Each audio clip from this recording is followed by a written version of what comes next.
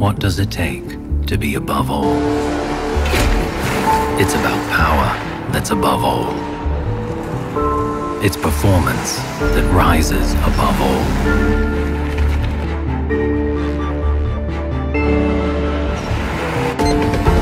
It's about control.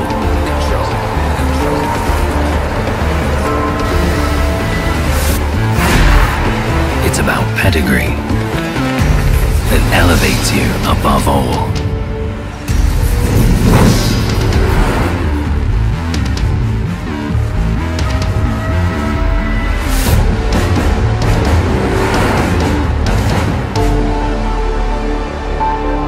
And luxury that makes you feel above all. The SUV that has it all. Harrier above all. Hello everyone, I'm Harsha Naigaonkar. By professionally I'm Kathak dancer, drama artist. I won 2 beauty pageants this year 2019. I'm JCI Nagpur President 2019, and I do lots of short film, ad films. Till childhood to at this age I got lots of prizes for that. And I do this, I did that kind of things because of my family with me, my friends with me, and they always motivate with me. And that's it. शुरुआत में ऐसा है कि मेरे मायके में जो है मेरे मम्मी के साइड में है, मैंने मेरे मम्मी को काम करते हुए देखा है, मैंने मेरे बहनों को काम करते हुए देखा है।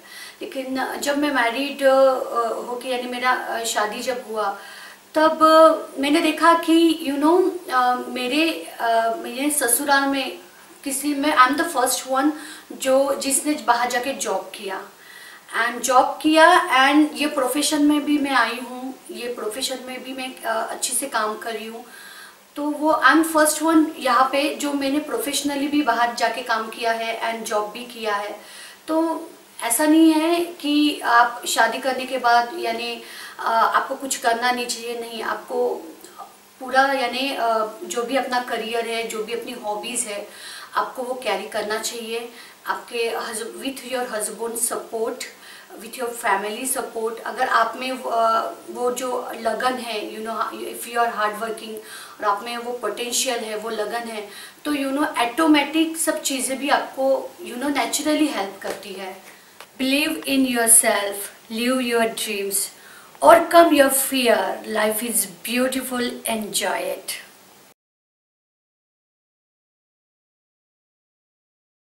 नमस्कार, मी स्नेहल दाते आपल्या सर्वांना महिला दिनाच्या हार्दिक शुभेच्छा देते। मैत्रिणींनो, खांद्यावर घेऊन आकाश अवघे, चला जाऊया पुढे, नवशतकाच्या पाठीवर लिहू समानतेचे धडे।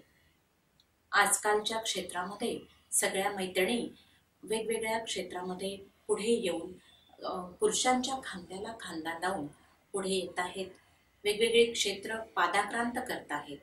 मैत्रिणींनो, आपल्याला आपल्या क्षमतेची जाण हवी आणि त्या क्षमता जर आपल्या लक्षात आल्या, आपल्याला त्याची ओळख झाली, तर मला असं वाटतं की प्रत्येक गोष्ट सहज साध्य होऊ शकते।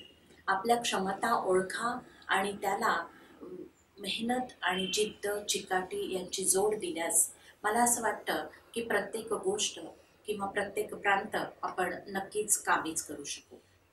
मी माझा परिचय करून देते। मी सौ स्नेहल राहुल दाते, अमरावती विद्यापीठातून MSc ची पदवी प्राप्त केल्यानंतर मी नागपूरला आल्यानंतर महिला महाविद्यालयात प्राध्यापिका म्हणून रुजू झाले। त्यानंतर मी 1 वर्ष डायटेटिक्सचा कोर्स केला।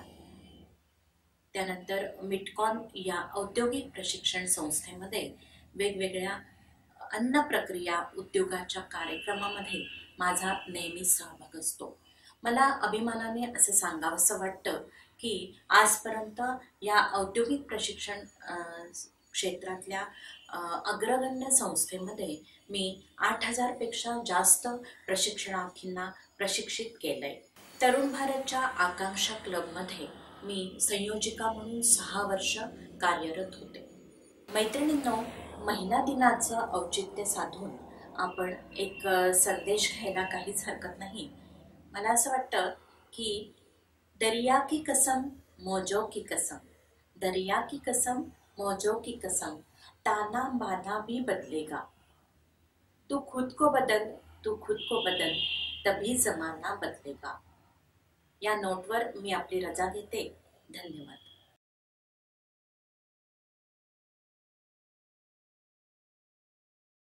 मैं सुनीता तुलकर कामले, ब्यूटिशियन और मेकअप आर्टिस्ट।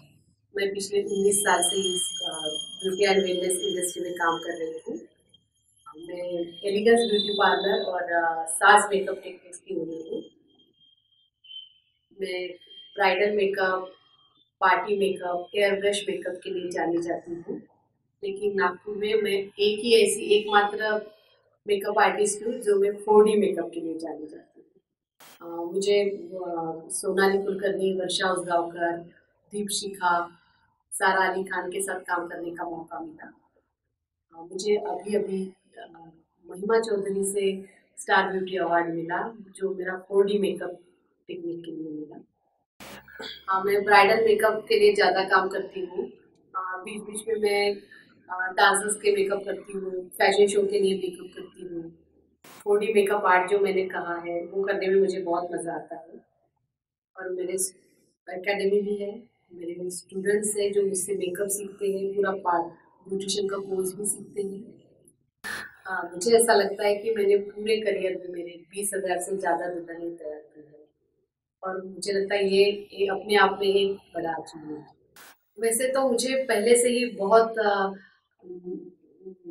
ब्यूटी के फील्ड में बहुत इंटरेस्ट था, लेकिन मेरे हस्बैंड सेंट्रल गवर्नमेंट ऑफिसर होने के कारण हम लोग हर 2-3 साल 3-3 साल में ट्रांसफ़र होती थी।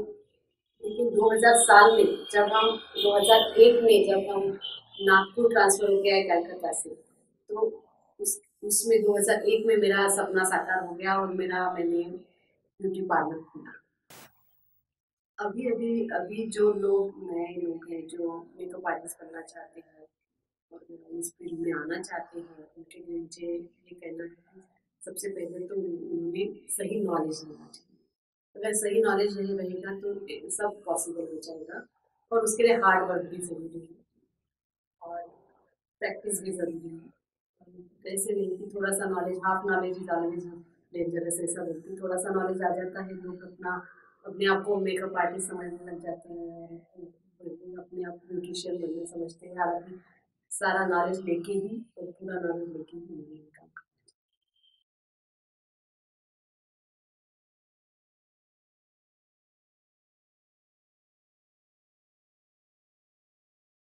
नमस्कार, मैं मिसेस नादिया हुसैन पांडे। मैं यहाँ अपना एक बुटीक गांधीनगर में रन कर रही हूँ। मैं प्रोफेशनल बैंकर हूँ। मैं MBA कर चुकी हूँ और मैं प्रोफेशनली 5 इयर्स मेरा बैंकिंग एक्सपीरियंस रहा है ICICI बैंक, बार्कले फिनांस के साथ में। उसके बाद आफ्टर मैरिज मेरे ट्विंस किड्स के बाद मैंने स्विच किया बुटीक लाइन के तरफ और मैंने अपना सेल्फ बिजनेस स्टार्ट किया, जो कि मतलब डिज़ाइनिंग के काम से लेके तो सेलिंग और स्टिचिंग एवरीथिंग मैं ये अपने बुटीक में चला रही हूँ। और मैं इसके साथ में ये चीज़ आपको बताना चाहती हूँ कि बैंकिंग लाइन का मेरा सफ़र और उसके साथ में बुटीक तक जो मैं पहुँची हूँ वो इसी तरीके से पहुंची हूँ कि एक घर का सपोर्ट मुझे मिला। मैं अपने आप को पहले ये सोचती थी कि अब मैंने ये बैंकिंग लाइन छोड़ा और उसके बाद में मैं इस लाइन में कैसे शिफ्ट करूँ, लेकिन मेरे फैमिली सपोर्ट की वजह से मैं ये लाइन में शिफ्ट हो पाई कि what our intention is to earn money after, मतलब हम जब एक लाइन छोड़ते हैं और दूसरी लाइन शिफ्ट करते हैं तो हमारा मेन इंटेंशन क्या होता है, एक तो हमारे ड्रीम्स कम ट्रू होना चाहिए, प्लस हम हमारी चीज़ें फुलफिल करना चाहिए। तो मैंने ये लाइन चूज़ की और मैंने ये बुटीक का काम स्टार्ट किया। धीरे धीरे करके मेरा ये काम बढ़ा। उसमें मैंने ये सोचा कि मैं लोगों को बजट में क्या पेश कर सकती हूँ। इनफैक्ट सेलिब्रिटी पीसेस हम लोग बजटेड में प्रोवाइड करते हैं लोगों को, जो कि लोग पाके बहुत खुश होते हैं। मेरा पेज है जिस पे आप मेरे सारे डिजाइन्स देख पाओगे और साथ में आप ये भी देख पाओगे कि कितना बजटेड रेट में मैंने वो चीज़ को प्रोवाइड किया है। एंड ये सब के साथ में मुझे मेरे फैमिली काफ़ी सपोर्ट रहा है। मैं दोनों किड्स के साथ में, मेरे ट्विंस किड्स है, मैं उनके साथ में ये बुटीक रन करती हूँ और सारी चीज़ें मैनेज कर पाती हूँ फैमिली सपोर्ट के साथ में। और मैं ये चाहती हूँ कि और लेडीज़ को ये पता हो कि आप जब एक काम करते हो तो आपका डेडिकेशन चार तरफ डिस्ट्रैक्टेड रहता है। जैसे कि आप घर मैनेज कर रहे हो, आप बच्चों को देख रहे हो, आप काम कर रहे हो, तो आपके लिए ये चीज बहुत जरूरी रहती है कि आप किस तरीके से आपकी चीजें फुलफिल कर सके, आप अपने बच्चों पे ध्यान दे सके, आप अपने बिजनेस पे ध्यान दे सके, आप अपने फैमिली की सारी चीजें रिजॉल्व कर सके और उसके साथ में आप एक अपना नेम अचीव कर सके, अपने काम को अचीव कर सके। तो मैं यही कहूंगी और लेडीज से कि आप भी अपने ड्रीम्स को, अपने एम्बिशंस को ना छोड़े और डेडिकेशन से लगे रहे। आप अगर एक जगह से स्विच करते हो और दूसरी जगह जाते भी हो तो आपको ये चीज आप कर सकते हो। ये नहीं कि हमने एक चीज छोड़ दिया तो अब हम ये कुछ नहीं कर पाएंगे, ये नहीं है। मेरा यही कहना है आप लोगों से कि जस्ट चेज योर ड्रीम्स। नमस्कार। मी डॉक्टर लता खोकले, नॅचरोपॅथी प्रॅक्टिशनर आहे। मी जवळजवळ 13 ते 14 वर्षापासून प्रॅक्टिसमध्ये आहे। पण जेव्हा मी प्रॅक्टिस सुरू केली होती तेव्हा मी 2 वर्ष पूर्णपणे रिकामी होती आणि लोकांना फुकट सेवा देत होते। याची एक मोठी कहाणी आहे, कारण मी स्वतः सिव्हिअर दम्याची पेशंट होते आणि मला तो दमा घेऊन जाणार की काय अशी माझी अवस्था होती एकेकाळी। आणि तसं असताना मला एक देवदूतासारख्या एक मॅडम भेटल्या। त्यांनी आमच्या कॉलनीत नॅचरोपॅथीचं शिबिर घेतलं आणि तिथे मी त्यांना भेट दिली। तेव्हा त्यांनी मला सांगितलं, तुम्ही जर नॅचरोपॅथी फॉलो केली नाही तर 2 वर्षाच्या वर तुम्ही जगू शकणार नाही। आणि त्यानंतर मात्र मला भीती वाटली आणि मी नॅचरोपॅथी सेंटर शोधत यवतमाळला गेले आणि 3ऱ्या दिवशी तिथे ॲडमिट झाले। त्यानंतर महिनाभर मला ती ट्रीटमेंट मिळाली आणि त्या ट्रीटमेंट नंतर माझ्यात आमूलाग्र बदल झाला। माझं 80 किलो वजन होतं, ते 1 महिन्यात 40 किलो राहिलं आणि तिथून माझी प्रकृती सुधारायला सुरुवात झाली। आणि त्यानंतर मात्र मी मागे वळून पाहिलं नाही। तिथूनच मी नॅचरोपॅथीचा अभ्यास सुरू केला आणि मला असं वाटायला लागलं की माझं जर झालं तर दुसऱ्यांचं का नाही। माझ्या हाताखालून जवळजवळ 1000 पेशंट गेले असतील, परंतु जास्तीत जास्त पेशंट माझे सॅटिस्फाईड होते। आणि अजूनही छोट्या छोट्या बिमारीसाठी जरी आले, रडत आले की हसत जातात, हे माझे पेशंटच मला सांगतात की, आणि ते दुसऱ्याला जेव्हा घेऊन येतात तशीच माझी ओळख करून देतात, तुम्ही इथे रडत आले की हसत बाहेर जाणार। आणि हेच माझं सक्सेस आहे। म्हणजे मला पैशापेक्षाही किंवा बाकीच्या प्रसिद्धीपेक्षाही माझ्या पेशंटचं समाधान हेच माझं खरं सक्सेस आहे। इतक्या डिप्रेशनमध्ये बायका माझ्याकडे येतात आणि मला त्यांना बघितल्यावर ते इतक्या रडतात आणि इतकं आपलं दुःख सांगतात की मला असं वाटतं की यांचं एवढं दुःख मी दूर करू शकेल का। पण तसं करत असताना माझ्या आतून एक आवाज येतो आणि असं म्हणतं की तू कर, होईल सक्सेस। माझं पर्सनल आयुष्य अतिशय चांगलं होतं। मी लग्न होऊन आल्याने मला शिक्षणाची अतिशय आवड असल्यामुळे मी काही ना काही शिकत गेले आणि असे बरेच लग्नानंतरच माझं शिक्षण मी पूर्ण केलं। परंतु टर्निंग पॉइंट ज्याला म्हणतात ती माझी बिमारी होती आणि तो दमा मला या क्षेत्राकडे घेऊन आला आणि म्हणून मी त्या दम्याला धन्यवाद देते। माझं फॅमिली बॅकग्राऊंड म्हणजे मी एका शिक्षकाची मुलगी आहे आणि माझं लग्न ज्या माणसाशी झालं ते पण सोशल वर्कमध्येच होते आणि त्यांनी मला प्रत्येक वेळेस मी जे काही करायला गेले त्या वेळेस माझ्या पाठीशी ठामपणे उभे राहिले आणि मला एक बळ मिळत गेलं। असं म्हणतात नाही का, पुरुषाच्या पाठीमागे यशाच्या पाठीमागे स्त्री असते, त्याचप्रमाणे माझ्या यशाच्या पाठीमागे माझे मिस्टर होते आणि त्यांना मी केव्हाही धन्यवादच देईल।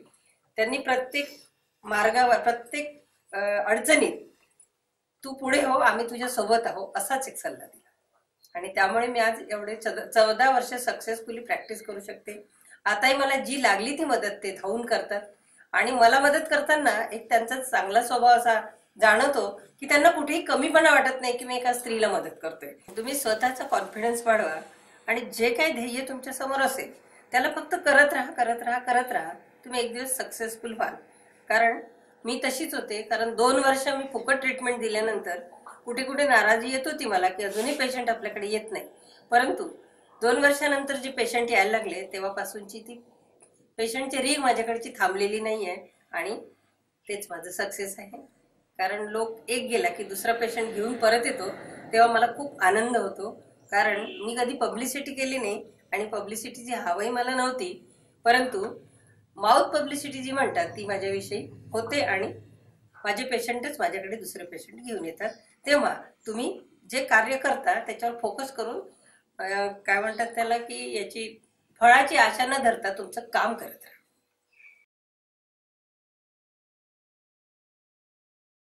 नमस्ते नागपुर एंड नमस्ते to all viewers women's channel जिसने मुझे मौका दिया. पहले तो मैं अपने आप को इंट्रोड्यूस करना चाहूँगी. मैं अनुपमा कृपलानी राजनगर नागपुर से. मैं अपनी एरिया में बच्चों के लिए वर्कशॉप्स कंडक्ट करती हूँ. By profession I am a psychologist, career counsellor. और फिर मेरी रुचि धीरे धीरे बच्चों में इंटरेस्ट मुझे कब से आया, जब मैंने देखा कि स्कूल के बच्चे जैसे कि हमारे आसपास के बच्चे आते जाते लोगों को हाय, उनको छुट्टी का मतलब नहीं पता, हाय बाय एक दूसरे से बोलते रहते थे. फेस्टिवल्स का मतलब नहीं पता, अपना कल्चर नहीं पता, हमारी संस्कृति हमारी परंपरा सब धीरे धीरे बच्चे भूलने लगे. उनके लिए फेस्टिवल मतलब छुट्टी. तो मुझे और मेरी फ्रेंड है एक, हम दोनों ने मिलकर ये सोचा कि क्यों ना हम एक स्टार्ट करें ऐसा काम जहाँ पे हम अपने बच्चों को अपनी संस्कृति अपने कल्चर में ढालने की कोशिश करें. और बहुत छोटे से जगह लेकर हमने ये काम चालू किया करीबन 3-4 साल पहले, जिसमें हमने सबसे पहला वर्कशॉप दशहरे पे लिया था, जहाँ पे हमने बच्चों से पूछा कि तिलक क्यों लगाना चाहिए. तो काफ़ी बच्चों को पता ही नहीं था. जैसे इसमें हमने बच्चों को ये बताया था कि आपको माथे पे तिलक क्यों लगाना पड़ता है, नमस्ते क्यों बोला जाता है हमारे इंडियन कल्चर में, और सात्विक आहार खाना चाहिए. ऐसे कई छोटे छोटे वर्कशॉप्स हम हर महीने लेते रहते हैं. हमारे हर इंडियन फेस्टिवल पे हम लोग हर महीने में एक वर्कशॉप तो लेते ही हैं. उसके बाद सोशल अवेयरनेस क्रिएट करते हैं हम अपने बच्चों में अपनी परंपरा और अपनी संस्कृति को लेकर. अब ये जब हमारा सफ़र शुरू हुआ तब काफ़ी कम लोग इस बात को समझ पाए थे कि हमको हमारी संस्कृति में कैसे ढालना है हमारे बच्चों को.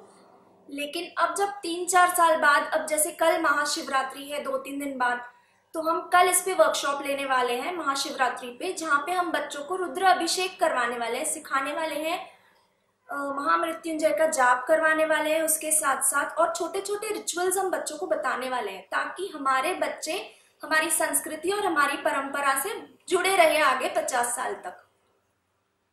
और इसमें हमें काफ़ी कठिनाइयाँ आई, पर धीरे धीरे हम उसको कवर अप करते गए और आज हमारे पास करीबन हर वर्कशॉप में 40 से 50 बच्चे रहते हैं. ऐसा होता है कि हमें पहले से ही एडमिशन्स लेके क्लोज करनी पड़ती है, रजिस्ट्रेशंस क्लोज कर देने पड़ते हैं. महिलाएं जो घर बैठी हैं और घरगुती काम करती हैं, वो भी कुछ ना कुछ घर से ही काम किया जा सकता है और उन्हें करना भी चाहिए. ये बहुत ज़रूरी है. जैसे चाइना में लोग हर घर से अगर 5 लोग हैं तो 5 लोग काम करते हैं, बिल्कुल उसी तरह हमारे भी घर में हर लेडी, हर बच्चा कुछ ना कुछ कर सकता है. किसी ना किसी चीज़ में वो अपना स्किल दिखा सकता है, अपना हुनर दिखा सकता है. और मुझे यही लगता है कि हर लेडी ने घर से, जो खाना बनाने में माहिर है वो घर से ही काम कर सकते हैं. जो किसी क्राफ्ट वर्क या किसी स्किल में माहिरता है तो वो कर सकते हैं और बिल्कुल उनको अचीवमेंट मिलेगा, जैसे हमारे साथ हमारी कई लेडीज को मिला है नागपुर में.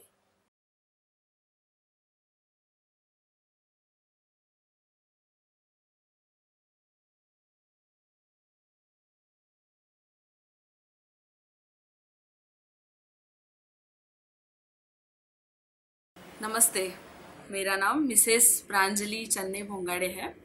मैं टाइम्स ऑफ इंडिया नागपुर में एज एन असिस्टेंट मैनेजर काम कर रही हूँ पिछले 4 साल से। और मेरे पर्सनल लाइफ के बारे में कहा जाए तो I am married since last 7 years and I am blessed with 2 lovely sons. और मैंने यहीं से नागपुर से हिस्लप कॉलेज से ग्रेजुएशन किया हुआ है। फिर पोस्ट ग्रेजुएशन के लिए मैं बैंगलोर गई थी, वहाँ से मैंने MBA किया है मार्केटिंग में, और वहीं से मेरी मीडिया इंडस्ट्री का मेरी जर्नी शुरू हुई। वहाँ पे मैंने इंडियन एक्सप्रेस से स्टार्ट किया।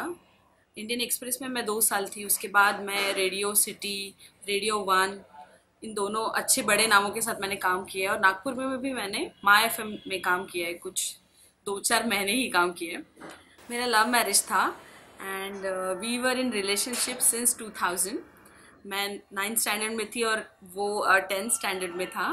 तब से हम वी वर इन रिलेशनशिप। फिर उसके बाद ग्रेजुएशन हुआ यहाँ पे, वो भी अपनी पढ़ाई कर रहा था एंड ऑल दैट। फिर उसके बाद मैंने पोस्ट ग्रेजुएशन के लिए बैंगलोर गई। वहाँ पे मुझे अच्छी कंपनीज मिली और I was like almost settled. But उस बीच में हमारा ब्रेकअप भी हो गया था कुछ सालों के लिए। बट मुझे लगा कि वो जो बंदा है वैसा बंदा मुझे ज़िंदगी में कहीं भी बैंगलोर या कुछ भी, वो शायद कितना भी रिच हो, कुछ भी हो, लेकिन वैसा बंदा मुझे कभी नहीं मिल सकता। उसके लिए मैंने बैंगलोर सब छोड़ दिया। Then I came back to Nagpur in 2012। फिर हमारी शादी हुई। माँ बाप को मनवाया कैसे बिकॉज वो अगेंस्ट थे। उनको लगता था मैं वहीं पे सेटल हो जाऊँ। हर माँ बाप का ऐसा ही ख्याल होता है कि अपनी बेटी अच्छे से बड़े शहर में जाए और आउट ऑफ कंट्री जाए, लेकिन नहीं, मुझे जो चाहिए था वो बस उसी में था। तो उसके लिए मैं नागपुर वापस आई। हमारी शादी हुई 2012 में। उसके बाद जब हमारा फर्स्ट बेबी हुआ तो आई टुक अ ब्रेक ऑफ 2 years। 2 साल मैं घर पे थी। मेरा कॉन्फिडेंस ऑलमोस्ट एकदम चला गया था कि मैं काम कर सकती हूँ फिर से।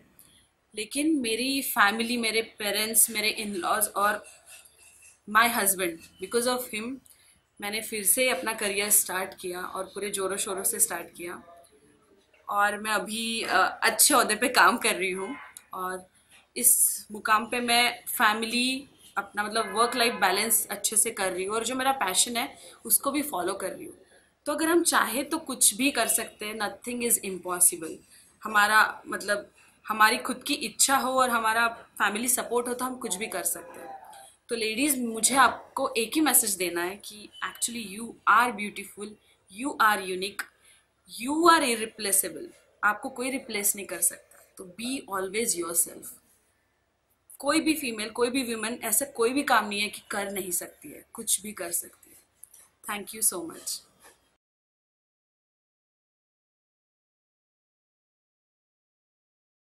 नमस्कार, माझं नाव कोमल चालिक. मी ॲज अ प्रोफेशनल नागार्जुन कॉलेजमध्ये इंजिनिअरिंगची डिग्री घेतलेली आहे. मी माझी ब्रांच इलेक्ट्रिकल होती आणि मला इलेक्ट्रिकलमध्ये मला इंजिनिअरिंग शिकण्यासाठी जे जास्त मदत केली ते माझ्या फक्त पप्पांनी. मी खूप छोटी होती तेव्हा माझे पप्पा मी म्हणजे एका मिडल क्लास फॅमिलीमध्ये होती. तर माझ्या पप्पांनीच मला गावी माझी मदत केली शिकण्यासाठी वगैरे. मी जेव्हा पण अभ्यास करायची तेव्हा माझे पप्पा माझ्यासोबत रात्री 12 वाजेपर्यंत 1 वाजेपर्यंत जागे राहत होते. मी इकडे अभ्यास करायची, माझे पप्पा माझ्यासाठी जागे राहायचे. त्याच्यानंतर माझ्या पप्पांनी नंतर माझ्या गावावर म्हणजे माझी शाळा झाली. नंतर मला 8वीला ॲडमिशन घ्यायची होती. माझ्या पप्पांनी मला कोंडाळीला शिकवायला गेलं. तिथे मला इंग्लिश मिडियममध्ये टाकलं. त्याच्यानंतर मी 8वी 9वी 10वी तिथे कोंडाळीला शिकली. माझ्या पप्पांनी माझी त्याच्यासाठी पण खूप मदत केली. नंतर मी असं असताना की आपली एक्झाम झाली 10वीची वगैरे, तर आपण कुठेतरी फिरायला जातो मामाच्या गावी, आत्याच्या गावी. तसं मी नागपूरला यायची. तर मी माझ्या बडेपप्पाकडे आलेली होती. तर मी माझ्या बडेपप्पाकडे मी 2 ते 3 महिने राहिले. तर त्यामध्ये मी बघितलं की माझे बडेपप्पाची मुलं इथं इंजिनिअरिंग करत आहे, खूप छान लाईफ जगत आहे. त्यांची इंजिनिअरिंगची लाईफ वगैरे मला खूप आवडली. त्याच्यानंतर मला असं वाटायला लागलं की गावामध्ये राहून काहीच होणार नाही. जे काही करायचं आहे ते नागपुरात जायला पाहिजे. मग मी माझ्या पप्पाकडे हट्ट पकडला की मला नागपूरला शिकवायला नाही, मला नागपूरला 11th 12th करायचं आहे, मी गावी नाही करत. माझ्या पप्पांनी माझा तो पण हट्ट पूर्ण करून मला नागपूरला शिकवायला आणलं. त्याच्यानंतर मी माझ्या पप्पाकडे राहून 11 क्लास केला. माझी ट्युशन चांगल्या याच्यामध्ये मला क्लास नव्हते. हे आहे की माझा रिझल्ट थोडा कमी लागला, पण मला माझ्या प्रॅक्टिस कमी केली नाही. नंतर माझं 12th झालं, त्याच्यानंतर मला इंजिनिअरिंग करायचं होतं. माझा रिझल्ट खूप कमी होता. माझ्या घरचे सर्वजण म्हणायचे की हिला इंजिनिअरिंगला ॲडमिशन नको दे.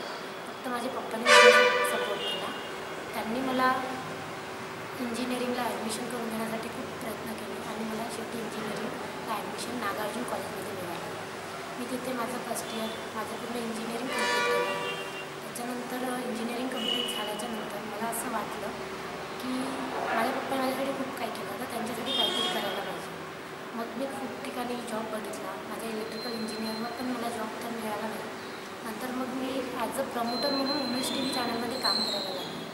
काम करता करता संदीप सरांनी मला एक संधी दिली की तू ॲज अ मार्केटिंग म्हणून काम करून घे. मी ॲज अ मार्केटिंग म्हणून काम करायला बाहेर निघाली. मी मार्केटिंगसाठी बाहेर निघाली. त्याच्यानंतर मला थोडा एक्सपिरियन्स आला की मार्केटिंगमध्ये पण खूप काही असू शकतं. त्याच्यानंतर मी इतक्या चांगल्याने मला एक्सपिरियन्स आला की मला ॲज अ इव्हेंट मॅनेजर म्हणून पण संदीप सरांनी काम करायला लागलं. As a me event manager म्हणून उमेश TV चॅनलमध्ये काम करत आहे. माझ्या लाईफमध्ये माझा एकच गोल आहे, तो म्हणजे मला स्वतःसाठी काहीच नाही करायचं आहे, फक्त माझ्या मम्मी पप्पासाठी करायचं आहे, स्पेशली माझ्या पप्पासाठी. माझा गोल एकच आहे की मला एकतर RRB नाहीतर IB लागायचं आहे. माझं गव्हर्नमेंट जॉबसाठी खूप प्रिपरेशन सुरू आहे आणि मला त्याच्याचसाठी करायचं आहे. थँक्यू.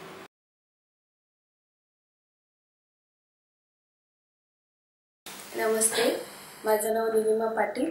मी एक ब्युटिशियन आहे आणि माझं पार्लरचं नाव आहे नीलम ब्युटी पार्लर आणि मी लोकमान्य नगर एरियामध्ये राहते, जो ग्रामीण एरिया आहे.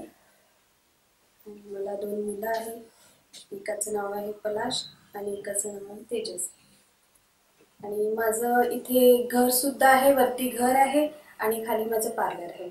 म्हणजे मी इथे पार्लर पण सांभाळते आणि माझं घर पण सांभाळते आणि घरी येणारे जाणारे पाहुणे पण सांभाळते. असं मी करून माझा बिझनेस मी सांभाळते.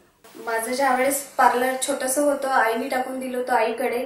त्याच्यानंतर मग माझं लग्न झालं, मग परत गॅप पडली आणि मग माझ्या मिस्टरांनी मला मुलं झाल्यानंतर 4 वर्षानंतर माझ्या मिस्टरांनी मला एवढं छान पार्लर टाकून दिलं की म्हणजे या एरियामध्ये 10 वर्षा पहिले 11 वर्षा पहिले कधीच असं पार्लर कुणाचकडे नव्हतं. टी पॉईंटपर्यंत इथे पार्लर नव्हतं. असं एवढं छान पार्लर माझ्या मिस्टरांनी मला टाकून दिलं आणि माझं स्वप्न पूर्ण.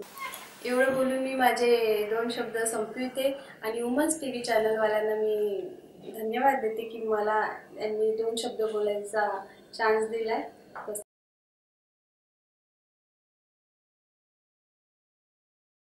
हेलो एवरीवन, मेरा नाम विपाशा पाटिल है. मैं पार्टनर हूँ मैत्रेय डेवलपर्स में और एक फार्मर भी हूँ. हमारा एक नया प्रोजेक्ट है green gold, which is a sandalwood farming and agro tourism centre. मैंने एजुकेशन में I have done BBA as well as interior designing and I am in the final year of my MBA marketing stream. I have struggled a lot with education due to medical issues and sometimes circumstances. तो मैं पुणे से architecture कर रही थी, but I left it half way क्योंकि मेरे कुछ medical problem थे. But I still wanted to be in designing stream, so I did 2 degrees at the same time, BBA and interior designing. India में royalty बोलने के बाद में भी सैंडलवुड को there is hardly any plantation और cultivation. यहाँ पे सबसे ज्यादा बेनिफिट होता है सैंडलवुड का. अगर आप प्लांट करते हैं तो 1 एकड़ से लगभग 1 करोड़ के आसपास आपको बेनिफिट होता है. रिटर्न ऑफ इंटरेस्ट इतना ज्यादा डिफरेंट है, पर फिर भी यहाँ पे इंडिया में जहाँ तक उतना पब्लिसिटी नहीं होता है. वहीं पे हम लोग जो हमारे कॉम्पिटिटिव कंट्रीज है लाइक ऑस्ट्रेलिया, फिजी जैसे आइलैंड्स में सैंडलवुड कल्टीवेशन हो रहा है, बट इंडिया में उसका इतना पब्लिसिटी नहीं हो रहा है. सो ये सारी चीजें देख के वी मेड अ प्लान और a business proposal which can be work by anybody and everybody. Green gold project में हम यूनिट्स बना के आपके लिए सैंडलवुड प्रिपेयर करते हैं. After 12 years we share the benefit with people who have purchased और इन्वेस्टेड इन अ प्रॉपर्टी. चंदन के इतने बेनिफिट्स है जो हम सबके साथ में शेयर करना चाहते थे to make everybody financially independent in coming 12 years. आप अगर मेल हो तभी भी आप फाइनेंशियली इंडिपेंडेंट हो रहे हो, प्लस आप फीमेल हो आप तब भी फाइनेंशियली इंडिपेंडेंट हो रहे हो. हाँ, मैं जब बड़ी हुई तब मैंने बहुत सुना है लोगों को बोलते हुए कि लड़कियां ये नहीं कर सकती, लड़कियां रियल एस्टेट में नहीं जा सकती, कंस्ट्रक्शन बिजनेस में नहीं जा सकती because it is male dominated, और लड़कियां फार्मर में नहीं जा सकती because it is related to hard work और physical work that is meant to be done on field. But green gold एक ऐसा वेंचर है जहाँ पे हर कोई काम कर सकता है।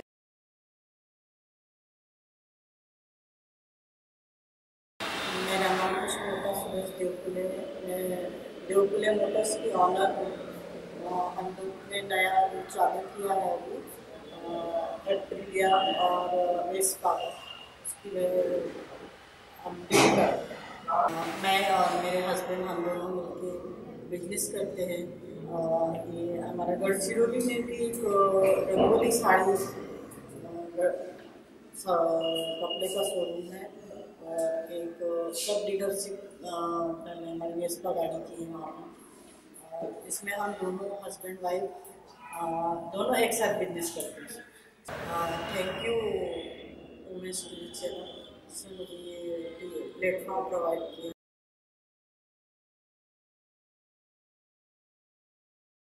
हॅलो, मी वैशाली पटले आणि माझं MA इंग्लिश, MA इकॉनॉमिक्स झालेलं आहे आणि त्यातच माझं BEd आणि MEd सुद्धा झालेलं आहे आणि PhD अफेअर आहे। तर मी अगोदर तर क्लासेस कधीच घेतलेले नव्हते माझ्या ह्याच्यामध्ये, पण लग्नाच्या अगोदर आणि लग्नानंतर मग जेव्हा मी इथे सासरी आली तेव्हा म्हणजे असं घरी थोडंफार माझा हस्बंडचा थोडा सपोर्ट असल्यामुळे मी क्लासेस घ्यायला लागली, पण मला कुठल्याच प्रकारचा काही एक्सपिरियन्स नव्हता की क्लासेस कसे घेतले जातात, काय घेतले जातात, किंवा लग्नाच्या अगोदर असं कधी वाटलंही नाही की मी कधी क्लासेस घेणार किंवा काही करणार। हां, फक्त मला एज्युकेशन घ्यायचं होतं, थोडं वेल एज्युकेटेड बनायचं होतं आणि चांगली लेक्चरशिप वगैरे असं काहीतरी स्वप्न होतं। पण त्याच्यानंतर जेव्हा मी लग्न होऊन इथे आले तेव्हा क्लासेस घ्यायचे आणि तो एक्सपिरियन्स माझा वेगळाच काहीतरी होता। ते छोटे छोटे मुलं आणि अगदी 3-4 मुलांपासून ते सुरुवात झालेली माझी सुरुवात होती एक जीवनाची, काहीतरी वेगळीच। आणि त्यानंतर मी हळूहळू ते करत गेली। त्याच्यामध्ये भरपूर ऑब्स्टेकल्स आले, जसं नवीन लग्न झालेलं आणि ते मुलांचा तो अभ्यास 2 तासाची ट्युशन मी 4 तास घ्यायची, कारण की मला असं वाटायचं की मुलांचा पूर्ण अभ्यास व्हायला पाहिजे, त्यांना पूर्ण काहीतरी भेटायला पाहिजे, हा माझा नेमका हेतू होता। आणि अगोदर मला तेवढा अनुभव नसल्यामुळे माझा तो वेळ त्यामध्ये जायचा आणि मग त्यामधले घरची कामं सुद्धा करून सर्व कामं करायची, त्याच्यानंतर मुलांचा अभ्यास घ्यायचा, ट्युशन्स घ्यायच्या, ह्या सर्व गोष्टी होत त्याच्यानंतर आम्ही छोटेसे क्लासेस ओपन केले। त्याच्यासाठी माझ्या हस्बंडचा सपोर्ट होता की मी त्यांना असं वाटायचं की मी समोर काहीतरी यामध्ये करायला पाहिजे आणि ते मी करण्याचा पूर्णपणे प्रयत्न केला। पण माझ्या लग्नाचं झालं 2007 मध्ये, त्याच्यानंतर माझ्या एज्युकेशनमध्ये कुठेच म्हणजे आलेलं काही म्हणजे पूर्णविराम त्याला लागलेलाच नव्हता। तो म्हणजे असा की मी अगोदर माझा MA इंग्लिश झालेला, त्याच्यानंतर मी MA इकॉनॉमिक्सला ॲडमिशन घेतली होती, तर ते मी लग्नानंतर कंप्लीट केलं। त्याच्यानंतर BEd अगोदरच झालेलं, पण MAd व्हायचं होतं, MAd करायची इच्छा होती, त्याच्यामुळे मी नंतर MAd केलेलं। क्लासेस ओपन करून मग त्यामध्ये सुरुवातीला 10-12 मुलं आमच्याकडे होते। मी एक ॲज अ टीचर म्हणून ती पण एक सुरुवात केली, घरून एक डायरेक्ट क्लासमध्ये मी एंट्री घेतली आणि तिथे आम्ही केलं। त्याच्यानंतर आम्ही त्यामध्ये स्पीकिंग क्लासेस सुद्धा सुरू केलेले आहेत। आज आमच्याकडे 200 ते 300च्या स्टुडंटच्या वर आमच्याकडे स्टुडंट आहेत आणि त्यामध्ये मी आज एक जनरल टीचरवरून आज मी माझ्या क्लासची डायरेक्टर आहे आणि ह्या पोस्टवर असताना मला खूप छान वाटतं की नाही, मी आज एक छोटीशी गृहिणी म्हणा किंवा मग एक छोटीशा टीचरवरून आज मी डायरेक्ट डायरेक्टरच्या पोस्टवर आलेली आहे। तर आज मला खरंच खूप छान वाटते आणि मला असं वाटते की एक म्हणजे म्हणतात ना की लग्नानंतर मुलगी नाही घरामध्ये भरपूर डिफिकल्टीज येतात, कुणी सपोर्ट करत नाही, मग कामं करावी लागतात। मला तरी असं वाटते की समजा कुठल्याही स्त्रीच्या किंवा मुलीच्या मनात असेल की नाही आपण काहीतरी करू शकतो, आपल्याला करायचंच आहे हे, तर आपण ते लग्नानंतरही करू शकतो, मग हजारो काय। कारण की आज मला सुद्धा भरपूर अडचणी आल्या, अशा नाही की नाही आलेल्या आहेत। कोणी किती सपोर्ट केला तरी ज्याचे कामं त्यालाच करावे लागतात घरामध्ये। मी शिकतच गेली, फक्त गेले 2 वर्षापासून मी कुठल्याही प्रकारच्या एक्झाम्स दिलेल्या नाही आहे, बस एवढंच, नाहीतर माझ्या एक्झाम ह्या सुरूच आहेत। आणि आज मी एक इथे ह्या मोठ्या पोस्टवर ह्याच कारणाने आहे, कारण की मी त्या अडचणींवर मात केला आणि कुणी पण आपल्या अडचणींवर मात करून हे समोर जाऊ शकते. आज आमचा क्लास इतका मोठा झालेला आहे, त्यामध्ये श्रेय मी माझ्या हस्बंडलाच देणार की त्यांनी सपोर्ट केला नसता तर आज हे काहीच पॉसिबल झालेलं नसतं. आज ते आहेत, सर्व सांभाळून घेतात आहे आणि म्हणून हे आज सर्व आम्ही दोघं मिळून हे सर्व सांभाळून घेऊन राहिलेलो आहे.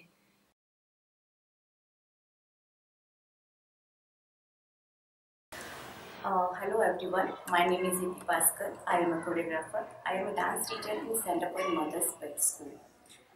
Dance is my passion. I love dancing.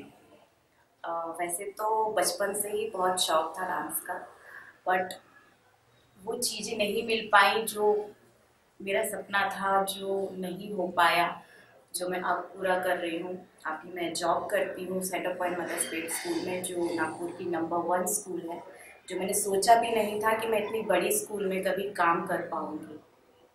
मैं जब छोटी थी तो मेरे मॉम डैड को भी नहीं मालूम था कि मैं इतना अच्छा डांस कर पाती हूँ. फिर मैंने पार्टिसिपेट करना चालू किया स्कूल में, ऑडिशंस दिए और काफ़ी मैंने डांस में कंपटीशन में भाग लिया. लेकिन मेरे पेरेंट्स को नहीं पता होता था कि मैं उस कंपटीशन में जा रही हूँ. मेरे पेरेंट्स को तब पता होता था जब मैं जीतती थी और वो शील्ड मेरे घर पर आती थी, तब उन्हें प्राउड फील होता था. मेरी फैमिली ऐसी थी कि मुझे वो प्रॉपर क्लासेस नहीं मिले डांस के, वो चीज़ नहीं मिल पाया जिससे मैं आगे बढ़ सकती थी. मिस्टर डेनिस जिसके साथ मैंने काम किया वो मेरे कोरियोग्राफर थे, मैं पार्टिसिपेट थी और फाइनली आज मैं उनकी वाइफ हूँ, मेरे हस्बैंड हैं. मुझे बहुत प्राउड फील होता है कि वो नागपुर की नंबर 1 कोरियोग्राफर हैं. जो चीज़ मुझे मालूम नहीं थी कि मैं क्या हूँ, वो मुझे मेरे हस्बैंड ने समझाया कि मेरे अंदर क्या टैलेंट छुपा हुआ है. उन्होंने मुझे जॉब लगाया, मुझे बहुत सारी क्लासेस करवाए, जिससे मुझे समझ में आया कि नहीं मुझ में टैलेंट है, और लोगों को भी समझ में आया कि नहीं मुझ में बहुत टैलेंट है जो मैं कर सकती हूँ. इसलिए आज मैं नागपुर के नंबर 1 स्कूल में जॉब करती हूँ और मुझे बहुत अच्छा लगता है क्योंकि मैं छोटे छोटे बच्चों के साथ वहाँ पर टाइम स्पेंड करती हूँ. मुझे बहुत अच्छा फील होता है, उन्हें डांस सिखाती हूँ, उनकी जैसे उनके साथ मस्ती करती हूँ.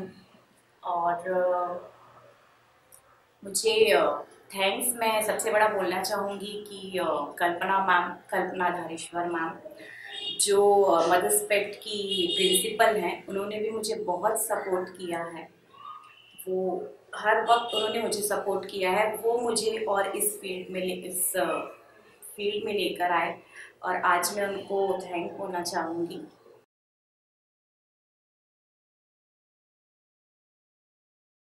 मेरा नाम सुनीता रमेश अचकारपोरे है. मेरे 2 बेटे हैं, अनिकेत और अविनाश.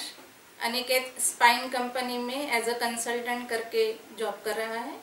बड़ा बेटा बॉम्बे में है, BOB में मैनेजर है, उसकी शादी हो गई. उसकी बहू भी एक्सपीडिया में मैनेजर है. मेरे हस्बैंड MBBS MD थे, वो 2009 में एक्सपायर्ड हो गए. मैं दीनानाथ जूनियर कॉलेज दंतोली यहाँ पर एज अ सुपरवाइज़र करके सितंबर महीने में रिटायर्ड हो गई. मेरा क्वालिफिकेशंस, मैं अचलपुर यानी अमरावती डिस्ट्रिक्ट में मेरा क्वालिफिकेशन पूरा कंप्लीट हो गया. मेरा प्राइमरी एजुकेशन जो है वो अमरावती डिस्ट्रिक्ट अचलपुर यहाँ पर हुआ है. मेरे पिताजी फर्स्ट EDI थे, फिर ब्लॉक डेवलपमेंट ऑफिसर करके रिटायर्ड हो गए. उसके बाद मेरी मम्मी जो है वो भी टीचर थी. उसके बावजूद भी उनकी यानी उस ज़माने के लोगों की मेंटेलिटी में बता रही हूँ, यानी मुझ वहाँ पर कॉन्वेंट स्कूल होने के बावजूद भी मुझे कन्या स्कूल में डाला गया जहाँ पे मराठी मीडियम था. तो 10th तक मेरा पूरा मराठी मीडियम था. फिर 11th क्लास में मुझे इंग्लिश मीडियम दिया गया. तो इंग्लिश मीडियम देने के बाद मुझे बहुत कठिनाइयों का सामना करना पड़ा. जैसे कि इंग्लिश सब्जेक्ट और इंग्लिश पढ़ना, इसमें काफ़ी तफावत होती है. क्योंकि जब वो इंग्लिश मीडियम में पूरे ऑल सब्जेक्ट्स पढ़ाते थे तो हम 4 फ्रेंड्स थी, तो हम लोगों को बिल्कुल ही यानी समझता नहीं था। तो यानी क्या करना चाहिए क्या नहीं ये हम लोगों को समझ में ही नहीं आ रहा था। कैसे कैसे करके हमने 11th क्लास की एग्ज़ाम दी, उसमें पास हो गए। फिर हम चारों भी फ्रेंड ने डिसाइड किया कि अभी नहीं, ये हम लोगों को अभी जमने वाला नहीं है इंग्लिश मीडियम, क्योंकि 10th तक हमारा जो क्वालिफिकेशन था वो पूरा मराठी मीडियम में हुआ। हाँ, तो हम चारों भी फ्रेंड्स ने आर्ट्स में एडमिशन ली। आर्ट्स में एडमिशन लेने के बाद मेरी दीदी जो है वो मेरे ऊपर बहुत ही चिल्लाती थी, तो क्यों आर्ट्स में एडमिशन ली, बहुत यानी टॉर्चर भी करती थी। फिर उसने इतना टॉर्चर किया कि आखिर में मुझे 12th में फिर से साइंस में एडमिशन लेना पड़ा और एग्ज़ाम के लिए सिर्फ 2 महीने बाकी थे। फिर मैंने 12th में ड्रॉप लिया, फिर उसके बाद फिर से एग्ज़ाम दी 12th की, फिर उसमें पास हो गई। फिर ऐसा करके इजीली मैं BSc part 1 BSc part 2 final pass हो गई इंग्लिश मीडियम में। फिर बीएड में एडमिशन लेनी थी, तो दीदी ने मेरे अगेंस्ट यानी अब्सेंस में ही मेरा एडमिशन करवाया बीएड कॉलेज में, वो भी मराठी मीडियम ही था। फिर उसमें भी मैं पास हो गई, वो भी क्लियर कर गई। फिर उसके बाद मुझे इंटरव्यू आया दीनानाथ हाई स्कूल का, यानी जॉब ऑफर आई। फिर मैंने इंटरव्यू दिया, उसमें भी मैं क्लियर हो गई। फिर मुझे वहाँ जॉब मिला। वो इंग्लिश पूरी तरह से इंग्लिश मीडियम स्कूल थी और मेरा पूरा यानी नियर अबाउट पूरा क्वालिफिकेशन जो था ये बीएससी पार्ट 1 और फाइनल छोड़कर पूरा मराठी मीडियम में था। तो मुझे इतनी कठिनाइयों का सामना करना पड़ा, मुझे यानी कैसे पढ़ाना इंग्लिश मीडियम में टोटली बहुत तकलीफ जाती थी। और बच्चे वहाँ के काफ़ी इंटेलिजेंट थे, साइंस मेरा सब्जेक्ट था, तो बच्चे थोड़ा सा मुझे यानी क्रॉस करते थे। तो उस कठिनाइयों में भी मैंने 2 साल मुझे बहुत तकलीफ गई, लेकिन उसके बाद मैंने अच्छे से पढ़ाना शुरू कर दिया। शुरुआत में मैं मिडिल स्कूल में मेरा अपॉइंटमेंट हुआ, उसके बाद 19 साल मैंने मिडिल स्कूल में जॉब किया। फिर उसके बाद 2005 यानी 9 साल मैंने हाई स्कूल में जॉब किया। उसके बाद मेरा एज अ सुपरवाइजर करके प्रमोशन हुआ। अगर वो माइनॉरिटी स्कूल नहीं होती तो शायद मैं एज अ प्रिंसिपल करके रिटायर्ड होती थी। तो इस प्रकार मैंने पूरा मेरा, और बच्चे भी यानी मराठी मीडियम में पढ़ने के बाद भी मेरा टीचिंग बच्चों को पसंद आता था, यानी बच्चे मुझे लाइक करते थे और वो पढ़ाना भी मेरा वो उनको पसंद आता था। और कभी भी बच्चों की कंप्लेंट नहीं आई कि मैडम का हमें समझता नहीं है। इस प्रकार मैंने 33 इयर्स कंप्लीट किए मेरे जॉब के दीनानाथ हाई स्कूल में। मैं वुमेन्स टीवी चैनल का धन्यवाद करती हूँ कि उन्होंने मुझे अपने विचार प्रकट करने का मौका दिया। धन्यवाद।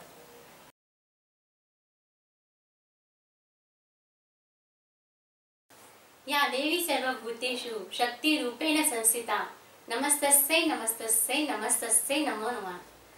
Hello everyone, I am architect Kanchan Bambal from the Tiger Capital, Nagpur. I am working as an architect and builder. I have completed my Bachelor of Architecture from Pune University and got married with Shekhar. He is not only my life partner but also my business partner, badminton partner and traveling partner. We have our 2 firms, Shekhar Construction Builders and Developers and SK Group of Architects and Interior Designers. Main motto of our firm is quality, economy and speed. Our firm mainly works to satisfy the customer's need and to provide them a dream house which they always desire. Up till now we have completed more than 400 successful projects, including our own flat scheme, construction and interior of many bungalows, flat schemes, residential bungalows, then commercial building, hotel, hospitals, and many more. I am very thankful to our Honorable Energy Minister, Mr. Chandrasekhar Bawankar sir, for giving me the opportunity to design and construct his dream bungalow at the start of my business. I love traveling, playing badminton, and I love my work. I am very fortunate enough to receive the fruits of my hard work through various awards.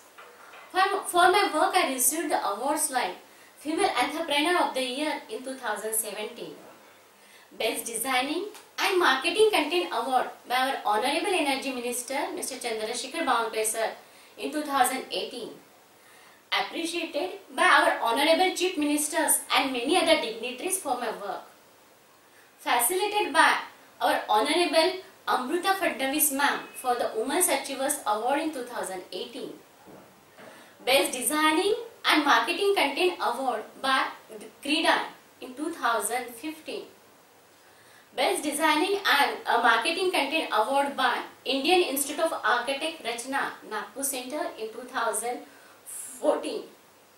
And there are so many awards I received for my work. Apart from this, I love playing badminton. I am a national winner of National II Badminton Championship in 2017. Recently in this January 2019, I won Vidarbha Open Badminton Championship with my partner Shekhar, my husband, with special trophy for Best Player of the Tournament in Women's category. Aim of my life is to become an inspirational icon for everyone and to enroot in them firmly that nothing in this universe can stop you from getting the success in your life. Only you need the fire inside you. And on this Women's Day, I would like to tell every woman that Tu Durga, Tu Chandi, Ut Purandi, Mahila Tu Mata, Tu Adim Shakti. Yes, all women, you are not only the greatest gift of God, you are the fountain of unconditional love, sacrifice, care, and so many things. But only one thing we need to recognize the power inside you. So come out from your comfort zone. Because लहरों से डरकर नौका पार नहीं होती, कोशिश करने वालों की कभी हार नहीं होती, कोशिश करने वालों की कभी हार नहीं होती. Thank you so much Women's TV channel for giving us the opportunity.